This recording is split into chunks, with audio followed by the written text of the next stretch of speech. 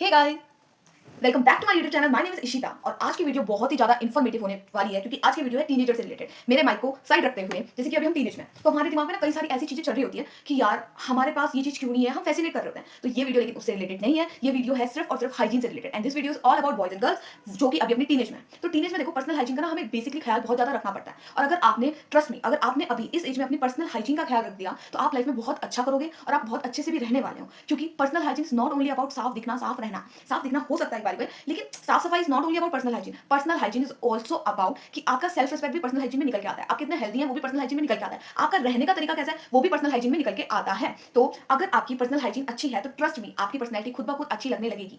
Okay, और कभी भी ये मत सोचो कि आप किसी से कम हो। और मैं थोड़ा बीच में आ जाती हूँ, मैं फ्रेम से थोड़ा बाहर जा रही हूँ, ठीक है। आप कभी भी ये मत सोचो कि आप किसी से कम हो। लाइक मैं भी अभी अपनी टीनेज से बाहर निकली हूँ। मैं अभी बोल भी सकता हूँ मैं अपनी टीनेज में हूँ बिकॉज आई एम 19 एंड 13 से 20 तक कहीं ना कहीं टीनेज में ही इंसान होता है, लेकिन 18 के बाद वो बाहर निकलने लगता है। लेकिन जब हम टीनेज में आते हैं तो हम बहुत ज्यादा फैसिनेट करते हैं, हम अपने आप को कंपेयर करने लगते हैं लोगों से। सबसे पहली बात, अपने आप को किसी से कंपेयर मत करो। ट्रस्ट मी, जब आप थोड़े बड़े होने लग जाओगे, लाइक 17 18, जब आप इस एज में आओगे तब आपको पता चलेगा कि आपने जो पहले अपने आप को कंपेयर करके अपने आप में खामियां निकाली वो आपने सही नहीं किया है। बिकॉज जो आप हो आप बेस्ट हो, लेकिन पर्सनल हाइजीन वो आप सुधार सकते हो और अपने आप में ला सकते हो, ठीक है।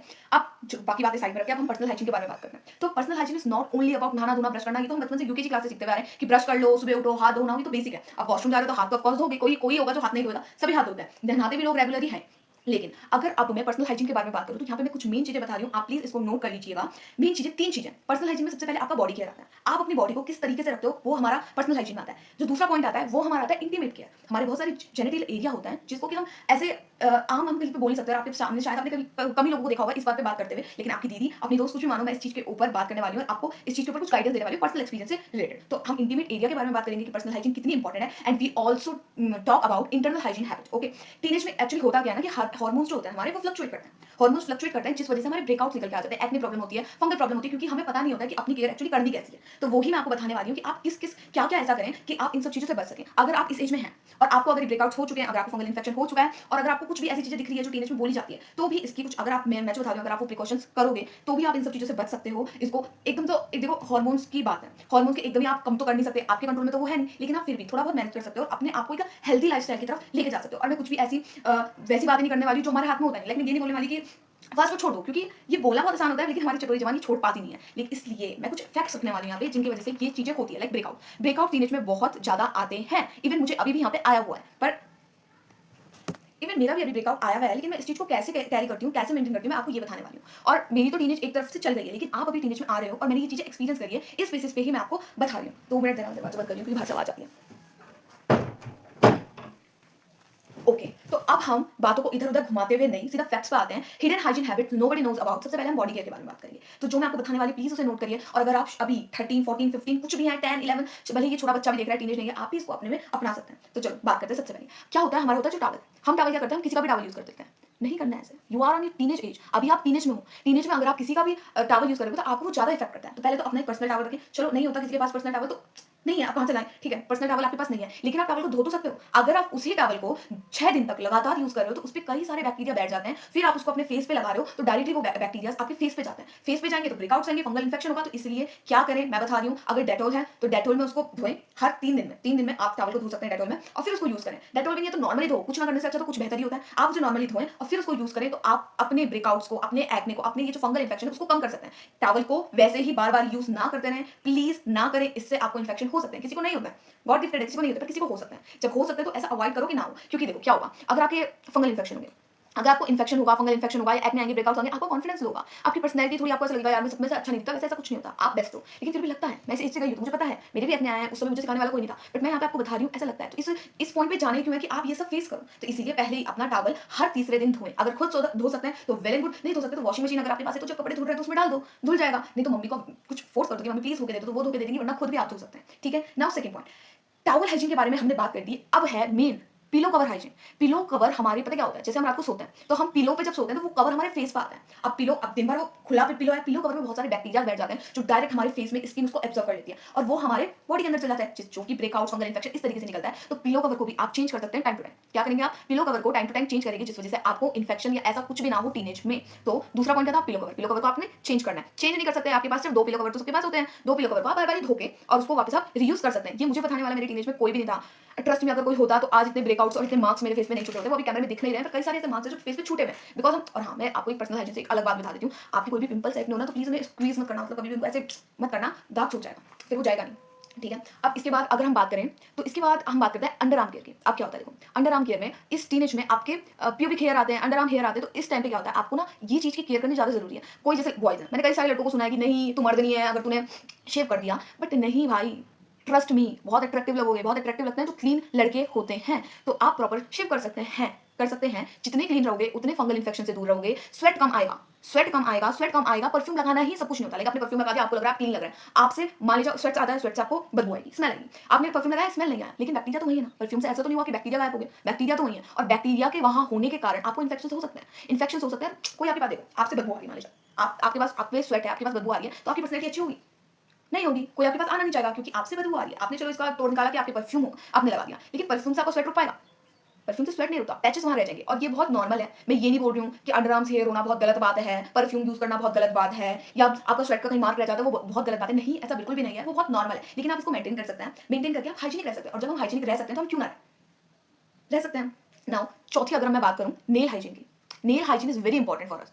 जितना आपका नेल हाइजीन आप रखेंगे, ये नहीं अरे आज अभी के टाइम टीनेज में क्या होता है, लड़कियों को शौक होता है कि वो नाखून बड़े, मेरे नाखून देखो, आई एम 19 और मेरे नाखून छोटे छोटे हैं, मैं ये बोल रही हूँ नाखून ना बढ़ाना, नाखून बढ़ाना गलत है। अगर आप उनकी केयर कर सकते हैं, अगर आप उन्हें साफ रख सकते हैं तो नाखून बढ़ाना इज नॉर्मल, नाखून आप नेल्स ग्रो करें, उनको साफ करें, क्लीन रखें, नॉर्मल। पर अगर आपके नाखून गंदे होते हैं ना तो क्या होता है, आप डायरेक्ट उनसे खाना खाते हो, वो बैक्टीरिया आपकी बॉडी के अंदर जाते हैं, और आप टीनेज में हो, आपकी बॉडी ग्रो कर रही है, ग्रो करती हुई बॉडी में बैक्टीरियाज भी बहुत जल्दी ग्रो करते हैं, ट्रस्ट मी, बैक्टीरियाज ग्रो करेंगे तो वही वापस वही सारी जो प्रॉब्लम्स होती है वो सारी प्रॉब्लम्स होके रहेंगी। और नेल पेंट लगाना भी बेसिकली सही नहीं होता है, मैंने कहीं ये पढ़ी है ये बात, इसलिए मैं भी नेल पेंट नहीं लगाती हूँ, कभी तो लगाई, कभी कभी लगा सकते हैं, ऐसा नहीं कि बिल्कुल नेल पेंट वाले कहाँ जाएंगे अगर हमने नेल पेंट नहीं लगाया, कभी कभी तो लगा सकते हैं, पर रेगुलर बेसिस पे आप नेल पेंट भी नहीं लगाओ, क्योंकि नेल पेंट ना हम डायरेक्ट खाना खाया तो वो केमिकल्स जो नेल पेंट्स में होता है वो डायरेक्ट हमारी बॉडी में चले जाते हैं। किसी की एंटीबॉडी होती है वो सही होती है, एंटीबॉडी बोल रही हूं मैं, इम्यूनिटी, किसी की इम्यूनिटी जो होती है वो सही होती है, इम्यूनिटी का सही होना, इम्यूनिटी क्या होती है, हमारी बॉडी का सेल्फ डिफेंस होता है। अगर किसी की इम्यूनिटी सही है तो वो जो पैथोजन है, पैथोजन वो बैक्टीरिया जो होता है पैथोजन होता है, वो जो पैथोजन हमारी बॉडी में आया उसके अगेंस्ट वो फाइट कर लेती है। लेकिन अगर किसी की इम्यूनिटी सही नहीं होगी ना तो वो उस पैथोजन के अगेंस्ट, वो बैक्टीरिया के अगेंस्ट फाइट नहीं कर पाएगी और आपके ब्रेकआउट आ जाएंगे। मैं आपको डरा नहीं रही हूँ, पर मैं आपको वार्न कर रही हूँ कि आप ऐसा कुछ ना करें जिससे आपके ब्रेकआउट आए।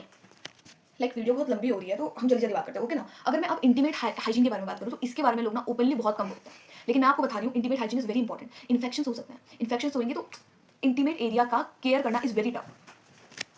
अब बात करते हैं इंटीमेट एरिया के बारे में। इंटीमेट एरिया के बारे में ना लोग ओपनली बात नहीं कर पाते हैं, लेकिन मैं आपको बता रही हूँ इंटीमेट के एरिया का केयर करना इज वेरी इंपॉर्टेंट, क्योंकि आपको इन्फेक्शन हो सकते हैं। इन्फेक्शन होंगे तो वो जगह बहुत बहुत ही ज़्यादा लाइक जेंटल होती है, बहुत उस जगह पे कुछ भी आप सोप यूज़ ना करें, सोप यूज़ करोगे इन्फेक्शन होंगे, वो बॉडी पार्ट आपका खुद अपने आप को क्लीन कर लेता है। इसके बारे में मैं सिर्फ इतना बताना चाहूँगी क्योंकि आपको ऑलरेडी इस सब चीज़ के बारे में पता है और इसके बारे में ज़्यादा बता के कुछ फायदा भी नहीं है, ठीक है। तो आप इंटीमेट एरिया में सोप यूज़ ना करें क्योंकि वो अच्छा नहीं होता है। उसके बाद अगर हम बात करें अपनी गर्ल्स की, तो अब ये बेसिकली पीरियड्स के बारे में अगर मैं बात करूँ, पीरियड्स के बारे में किसी नहीं पता, हर एक लड़की को पता है। अगर मैं ये भी आपको बोलूँ कि हर 3 से 4 घंटे में 6 घंटे में पैड रीचेंज करना पड़ता है, तो ये भी सारी लड़कियों को पता है, ये बोल के कोई फायदा नहीं है। लेकिन मैं आपको कुछ और चीज़ बताने वाली हूँ पीरियड्स के बारे में। पीरियड्स क्रैम्प आते हैं, कुछ इंपॉर्टेंट चीज, पीरियड्स क्रैम्प होते हैं, ये भी सबको पता है, पर किसी को होते हैं किसी को नहीं होते, ये भी नॉर्मल है, ठीक है। दूसरी बात, पीरियड्स में ना आपको थोड़ा ना वॉमिटिंग भी हो सकती है, होती है, आपको थोड़ा डिजीनेस लग सकता है, आपको थोड़ा टीनेज की बात करें, आपको ना थोड़ा आपका पेट खराब हो सकता है, डायरिया टाइप आपको हो सकता है। तो ये सारी चीजें नॉर्मल है, इसको नॉर्मलाइज कर देना चाहिए अब सोसाइटी में। ये कुछ गलत चीज नहीं है, पीरियड्स पर कुछ गलत चीज नहीं है, बहुत नॉर्मल चीज है। अगर आप खुल के अपने घर वालों के सामने ये बात नहीं बोल पा रहे हो, उनसे नहीं पूछ पा रहे हो, मैं आपको बता रही हूँ इस एज में अगर कोई बच्चा, छोटा बच्चा देख रहा है तो हाँ,